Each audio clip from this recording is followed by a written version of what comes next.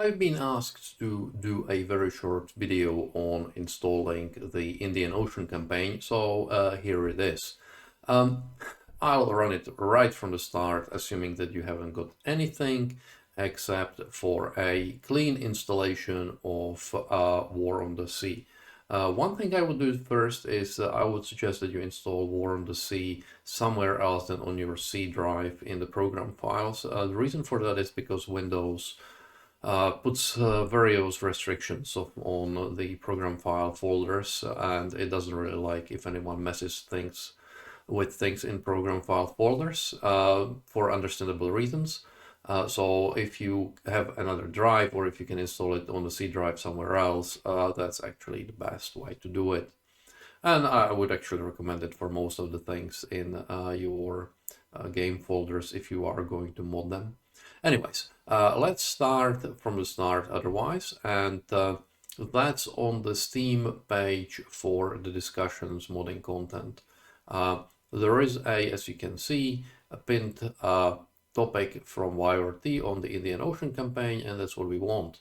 So we can read all of this, and then you can go and download it.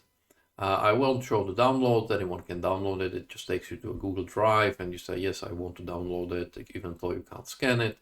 And you also have to download the East Indies campaign, which is a prerequisite for the Indian Ocean campaign. So it's very much the same. Again, you go and download the newest version there from Google Drive. I've already downloaded those, and there is one more thing that you need to download, which is the JSGME. So again, you go and download that. Once you downloaded it, I've already downloaded everything.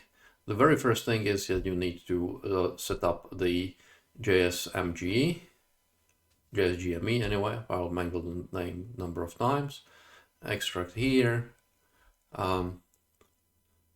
And to run the setup. To run the setup, you need to have admin rights. So you either have to run it under your admin account, or you have to provide the admin password if you do. Let me run it. So it runs, then you say, yes, I accept the agreement. You have to, if you want to move somewhere onwards, I want to put it in the same directory as is my War on the Sea. I don't want to create a desktop item, really install, next, finish, and I don't want to look at the online guide. Excellent, so now we have it here. It doesn't really do anything, it just extracts the .exe file and puts the readme here. For us to work now, what we need to do next is create a folder called mods. And I've got my two campaigns here. So I'll move them into mods. They are the files that I've downloaded, and I will extract them here. Okay, and it finished extracting. If you want, you can now delete these files or move them somewhere else. Up to you, really. Then you again run JSGME, and it asks you what the mods folder name is. The default is mods, that's why we created it. But of course you can create a different one if you want to, but let's just stay with the defaults, the easiest. And it says, okay, I have two available mods there. One is East Indies campaign, one is Indian Ocean campaign. You then go and click on the East Indies campaign and enable selected mod, and it copies the files. The order here is important. You do have to put in East Indies campaign first. Absolutely. It's a dependency for this one. You have to, what is dependency has to be installed first. So now we can install the Indian Ocean campaign. It will say, okay, yeah, do you want to rewrite a whole bunch of files? And yes, we do, because there are things like, for example, music, so that you have a different music in your East Indies campaign that you had in your ABDA campaign. So say yes, and we are ready to go. And fired up War on the Sea, and here it is. The most dangerous moment campaign. You pick one, start it, and off you go. And that's all there is to it.